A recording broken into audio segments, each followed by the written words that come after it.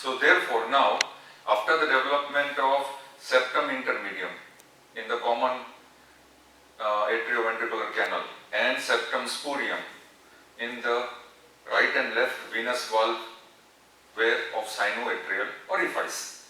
Now septum spurium is cephalic part of the right and left venous valve.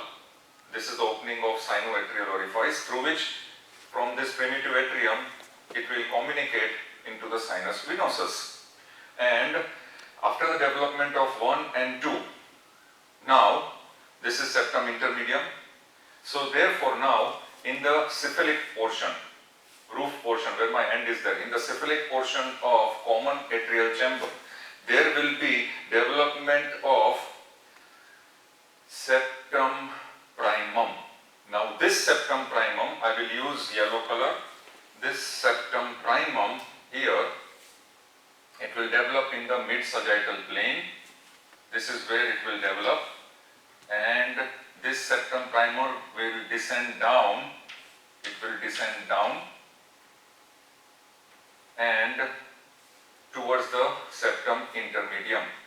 Why this will develop? This will develop from the roof of the primitive atrium. Because of the pressure of bulbus cordis, from the roof of primitive atrial chamber, there will be development of a septum in the mid-sagittal direction, mid-sagittal plane, and longitudinally it will develop till the septum intermedium. And therefore, this structure we are going to name it as septum primum. And this septum primum will not fuse with septum intermedium for some time. It will leave some space here. So before its fusion with the septum intermedium, before the fusion of caudal margin of septum primum with septum intermedium, this space which I have put with an arrow will be known as foramen primum or ostium primum. These steps, these points, they are regularly asked in 1 mark question answer. What is foramen primum? What is ostium primum? That is the space during the development of septum primum between the caudal margin of septum primum and septum secundum. Not septum secundum, septum intermedium. So this is called foramen primum or ostium primum. Now we will mark this also, septum intermedium. Now what will happen? So therefore this is our third point, septum primum. Now what will happen? Now if again we come here, please come on this side. What will happen is the caudal margin of septum primum will fuse with septum intermedium. So in the next diagram, we show that this margin will fuse with septum intermedium. So draw with me again. The next diagram you draw along with me. What we'll do is we will fuse this entire structure.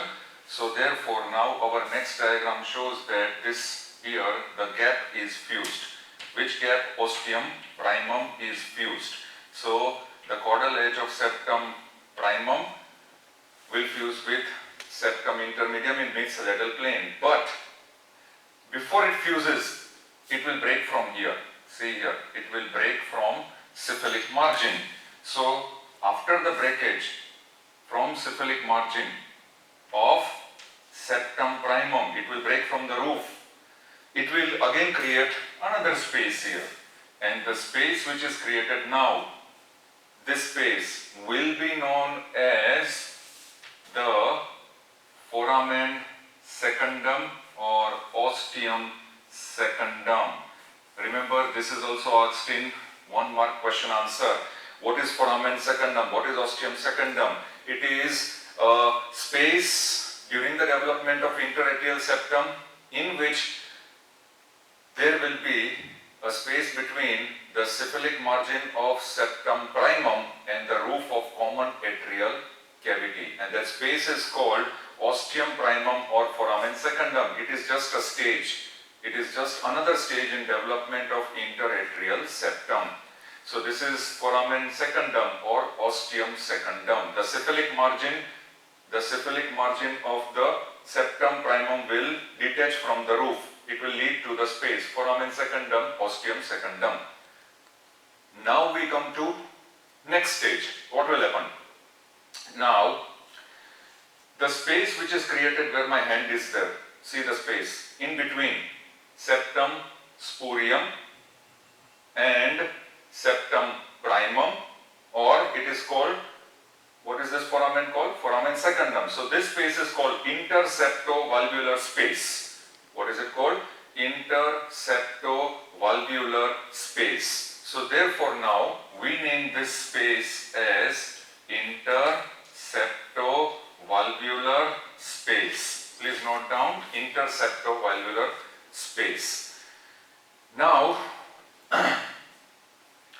therefore, what has happened is, as this foramen secundum is created, this is an example of apoptosis or programmed cell death. If you have read the general anatomy, what is apoptosis? What is programmed cell death? It occurs in our body. Give an example. So this is one of the example of apoptosis, in which cephalic part of the septum primum will break down. They will create a space which is called the foramen secundum or ostium secundum. Now we are concentrating in this space, interseptovalvular space. Now here there will be development of, once again, there will be development of another septum. And what will be this septum known as? This septum which is developed now will be known as septum secundum. So therefore, septum secundum will develop here. I will use orange color here. So therefore, this septum secundum, I will show that it will develop in this space. Please draw this septum secundum in this way. Here it is developing in interseptovalvular space. And therefore now I will name this as, now this structure will be named as septum secundum. So here, this is how septum secundum will develop in interseptovalvular space. Now, this is on the right hand side septum spurium. To its left will be development of septum secundum. Once again, to its left was foramen secundum. Follow? So therefore, right to left, this is the sequence.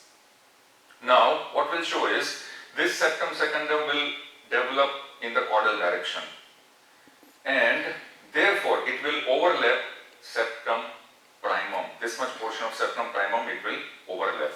And next diagram we are going to show the same in the next diagram.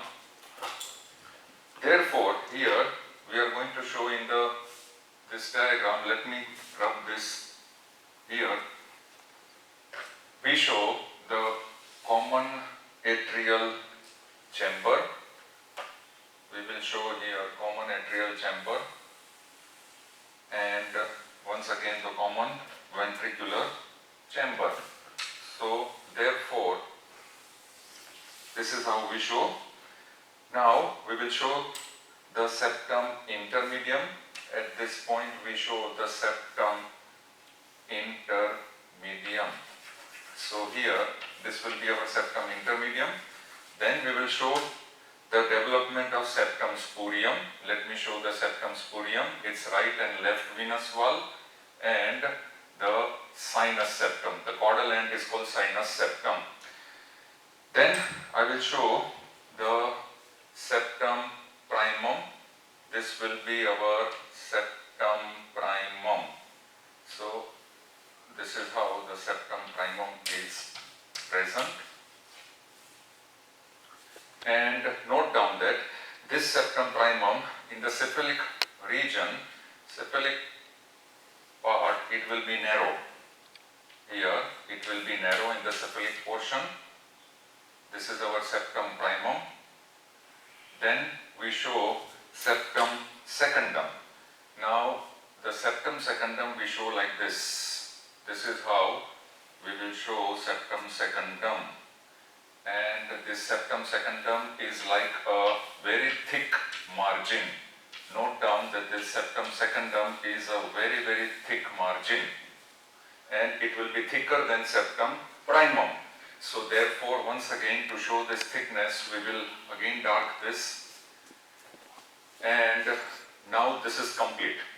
Now, as I told you, the structures which are developing in the primitive atrial chamber. Same thing here in the primitive ventricular chamber also, some structures will develop, which we have to show it this time. This will be, here you can draw and complete.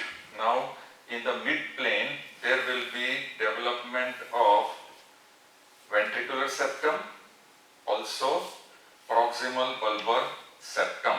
So just note down this as ventricular septum in between the primitive ventricular chamber, and this will be the proximal bulbar septum.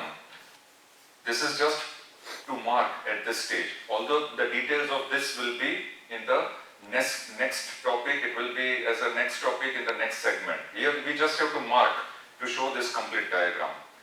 Then after marking this, leave this at this stage, concentrate here.